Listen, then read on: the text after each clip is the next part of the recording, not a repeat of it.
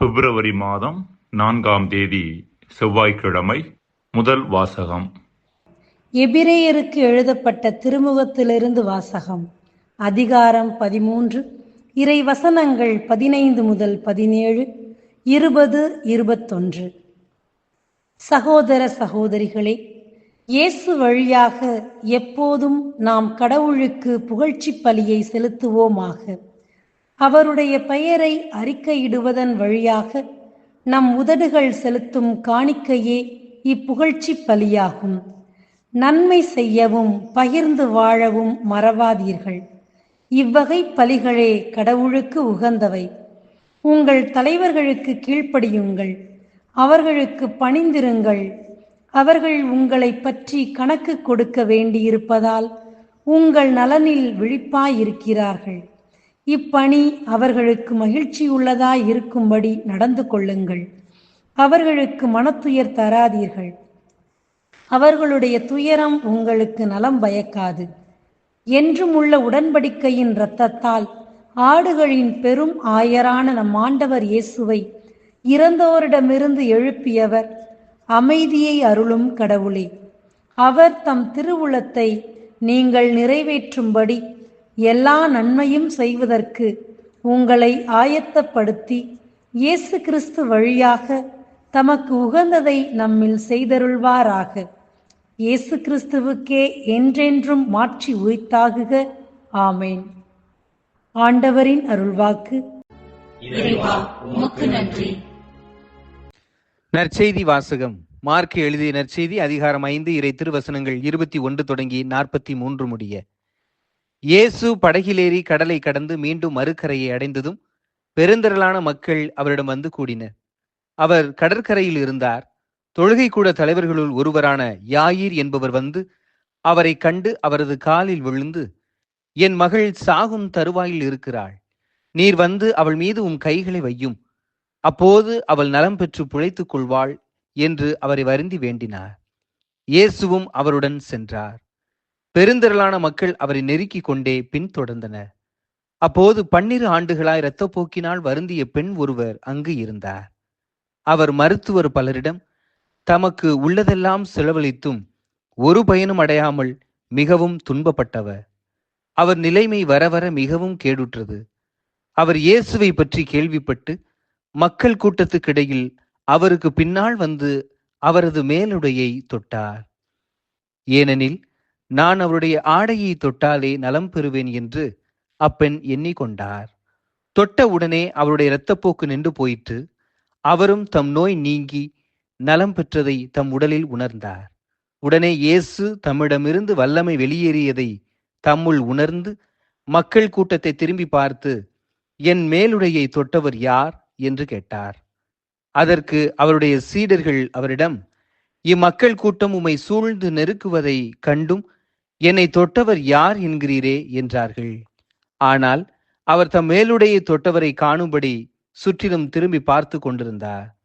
அப்போது அப்பெண் தமக்கு நேர்ந்ததை அறிந்தவராய் அஞ்சி நடுங்கிக் கொண்டு அவர் முன் வந்து விழுந்து நிகழ்ந்தது அனைத்தையும் அவரிடம் சொன்னார்.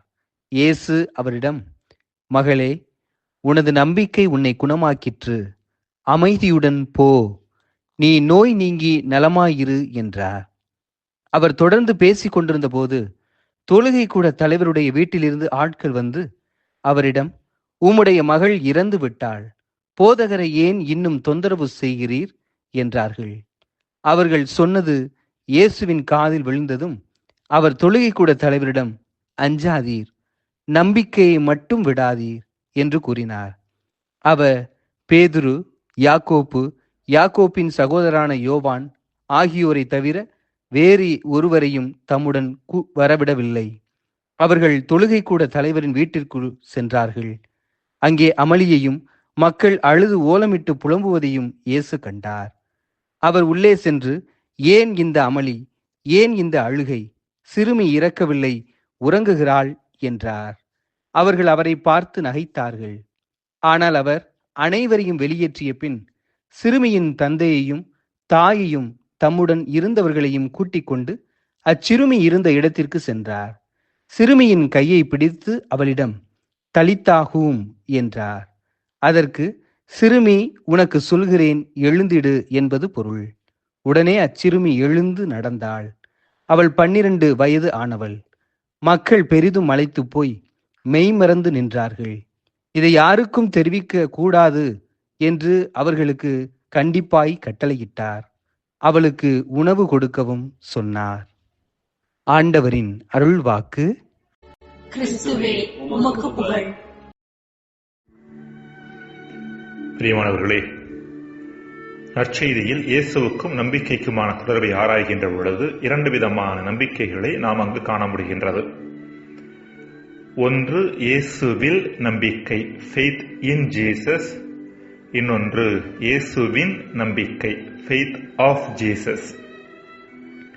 இயேசுவில் நம்பிக்கை கொள்வது என்பது இயேசு கடவுளின் மகன் என்றும் தந்தையாகிய இறைவனுக்கு இணையாக இருக்கிறார் என்றும் அவரில் நம்பிக்கை கொள்வதாகும். இயேசுவை தேடி வந்த நூற்றுவ தலைவராக இருந்தாலும் சரி, மத்தேயு 8:5-13 முடிய, முடக்குவாதமுற்றவரை கட்டிலோடு தூக்கி கொண்டு வந்தவர்களாக இருந்தாலும் சரி, மத்தேயு 9:1-8 முடிய, கனானிய பெண்ணாக இருந்தாலும் சரி, இவர்கள் அனைவருமே இயேசுவில் நம்பிக்கை வைத்தவர்கள்தான். இவ்வாறு இயேசுவில் நம்பிக்கை கொண்டிருந்ததன் காரணமாக அவர்கள் தங்களது வியாதிகளில் இருந்து குணம் பெற்றனர், கடவுளின் பிள்ளைகளாகும் உரிமையை பெற்றனர், யோவான் 1:12. நிலை வாழ்வுக்கு தங்களையே தகுதியுள்ளவர்களாக்கிக் கொண்டனர், யோவான் 3:15. அடிப்படையில் பார்த்தோம் என்றால், இயேசுவில் நம்பிக்கை கொள்வது என்பது தந்தையாகிய இறைவனிலே நம்பிக்கை கொள்வதாகும். என்னிடம் நம்பிக்கை கொள்பவர் என்னிடம் மட்டுமல்ல, என்னை அனுப்பியவரிடமே நம்பிக்கை கொள்ளுகிறார் என்கிறார் இயேசு, யோவான் 12:44. இவ்வாறு 100% கடவுளாக இருந்த போதும் அதே வேளையில் 100% மனிதராகவும் இயேசு இருந்தார் என்பதுதான் கிறிஸ்தவ மறையுண்மை, கிறிஸ்தவ நம்பிக்கை. எனவே அவர் சாதாரண மனிதர் என்ற முறையில் கடவுள் மீது ஆழமான நம்பிக்கை கொண்டிருந்தார். தந்தையாகிய இறைவனை ஆழமாக பற்றி கொண்டார். தந்தையினுடைய இறை பராமரிப்பில் நம்பிக்கை கொண்டிருந்தார். இதுவே இயேசுவின் நம்பிக்கையாகும். நரிகளுக்கு பதுங்குகுழிகளும் வானத்து பறவைகளுக்கு கூடுகளும் உண்டு, மானிட மகனுக்கோ தலை சாய்க்க கூட இடமில்லை, லூக்கா 9:58 என்று சொன்னவர் தன் அடுத்த வேளை உணவை பற்றியோ அல்லது வேறு ஏதாவது தேவை குறித்தோ கொஞ்சம் கூட கவலைப்பட்டதாக தெரியவில்லை. அன்பிற்குரியவர்களே, இன்றைய நற்செய்தி இயேசுவில் நம்பிக்கை பற்றியும், இன்றைய முதல் வாசகம் இயேசுவின் நம்பிக்கை குறித்தும் பேசுகின்றன. இறந்த 12 வயது சிறுமியின் தந்தையாகிய தொழுகை கூட தலைவர் யாயிர் மற்றும் 12 ஆண்டுகளாக பெரும்பாடு வியாதியினால் துன்புற்ற பெண் ஆகிய இருவரும் இயேசுவில் எவ்வாறு நம்பிக்கை கொண்டிருந்தனர் என்பதையும், இந்த நம்பிக்கையின் பலனை அவர்கள் எவ்வாறு பெற்றுக்கொண்டனர் என்பதையும் இன்றைய நற்செய்தியில் நாம் பார்க்கிறோம். இந்த இரு நிகழ்வுகளிலும் 12 என்ற எண் வருவது குறிப்பிடத்தக்கது. மனித குலத்தின் மீதான சாவின் ஆதிக்கம் முழுமையானது என்பதை 12 வயது சிறுமியின் சாவும், தனி மனிதர்கள் மீதான நோயின் ஆதிக்கம் அதிகமாகவே இருக்கிறது என்பதை 12 ஆண்டுகளாக நோயின் ஆதிக்கத்தில் இருந்த பெண்ணின் துன்பமும் நமக்கு நினைவூட்டுகின்றன. இவை இரண்டும் வாழ்வை முழுமையாக வாழ்வதற்கான மிகப்பெரிய தடைகளாக இருக்கின்றன என்பதை நற்செய்தியாளர்கள் நமக்கு சுட்டிக்காட்டுகிறார்கள். இப்படிப்பட்ட மிகப்பெரிய தடைகள் இரண்டின் மீது இயேசு எவ்வாறு வெற்றி கொள்கிறார் என்பதையும் நற்செய்தி நமக்கு எடுத்துரைக்கிறது. எனினும் இயேசு இந்த அளவிற்கு வாழ்வின் மிகப்பெரிய தடைகள் இரண்டை வெற்றி கொண்டதற்கான அடிப்படை காரணம் அவர் கடவுள் மீது கொண்ட நம்பிக்கையும், அந்த நம்பிக்கையில் நாள்தோறும் அவர் வளர்ந்ததும் தான். இவரே நூலாசிரியர் இன்றைய முதலாம் வாசகத்திலும் சரி, 12ஆம் பிரிவு முழுவதுமே நம்பிக்கைக்கு முன் உதாரணமாக ஆபிரகாம், ஈசாக், யாக்கோபு, கிதியோன், சிம்சோன் போன்ற பல்வேறு நபர்களை சுட்டிக்காட்டிவிட்டு இறுதியாக இயேசுவை தனிப்பெரும் முன் உதாரணமாக தருகிறார். நம்பிக்கையை தொடங்கி வழிநடத்துபவரும் அதை நிறைவு செய்பவருமான இயேசுவின் மீது கண்களை பதிய வைப்போம். அவர் தாம் அடையவிருந்த மகிழ்ச்சியின் பொருட்டு இழிவையும் பொருட்படுத்தாமல் சிலுவையை ஏற்றுக்கொண்டார் என்று இயேசுவின் நம்பிக்கையை பற்றி பேசுகின்றார். அன்பிற்குரியவர்களே, இயேசுவின் இத்தகைய ஆழமான நம்பிக்கையை நாமும் மதாக்க வேண்டும் என்பதே எபிரேய நூலாசிரியர் நமக்கு தரக்கூடிய செய்தியாக இருக்கிறது. ஒரு பக்கம் நாம் இயேசுவில் நம்பிக்கை கொள்வதோடு இன்னொரு பக்கம் நாம் இயேசுவை போல நம்ப வேண்டும் என்பதும் முக்கியமானது. ஜெபம். இறைவா, எம் நம்பிக்கை இயேசுவில் இருப்பதோடு இயேசுவை போலவும் இருப்பதாக. ஆமென். 7 ஸ்வரங்களில் எத்தனை ராகங்கள், என் இயேசுராஜனுக்கு எத்தனை நாமங்கள். 1000 1000 நாவுகளால் அன்பின் தேவன் அருள்நாதன் புகழ் பாடுவோம்.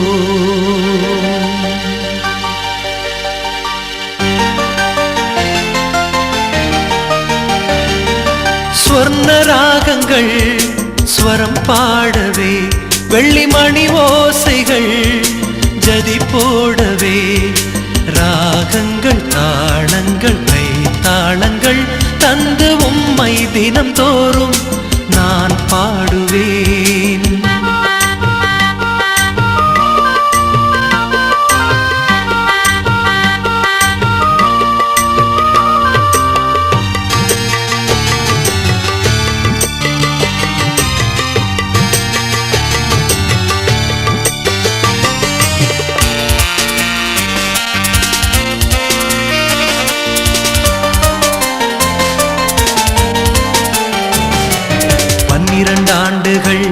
பெரும் பாடுகள் பட்டவளாம், பற்பல இடங்களில் வைத்தியம் தேடி அலைந்தவளாம்.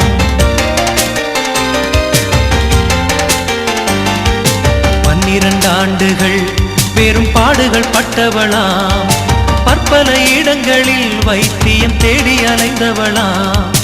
மாவேந்தர் மகிமையின் நாடையை தொட்டாள், மாவேந்தர் மகிமையின் நாடையை தொட்டாள், அந்த க்ஷணமே சுகம் அடைந்தாள்.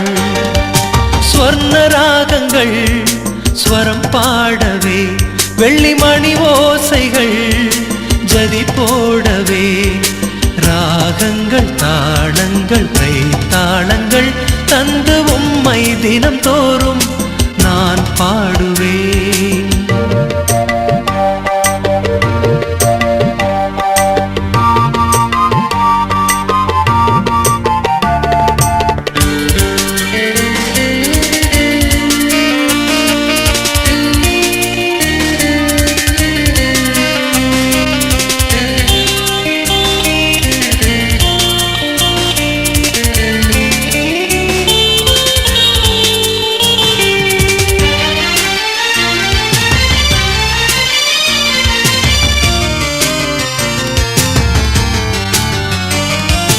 குஷ்டரோகி அவனை தொட்டு கரம் பிடித்தார், இஷ்டமுடன் அவனை இயேசு தம்மிடம் சேர்த்து கொண்டார்.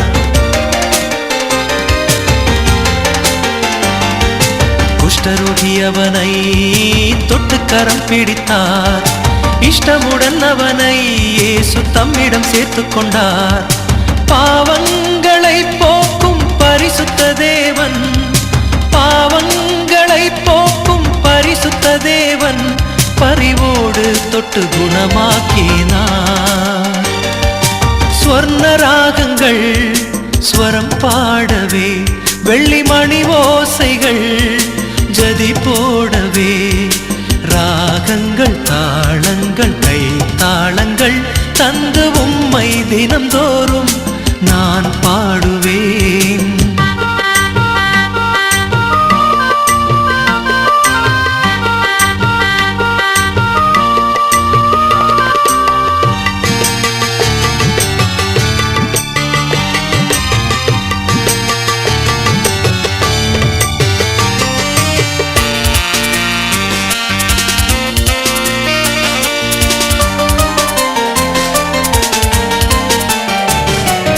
எத்தனை அற்புதங்கள் எனக்கும் செய்தீரே, எண்ணிக்கை அடங்குமோ, என்னால் மறக்க முடியுமோ.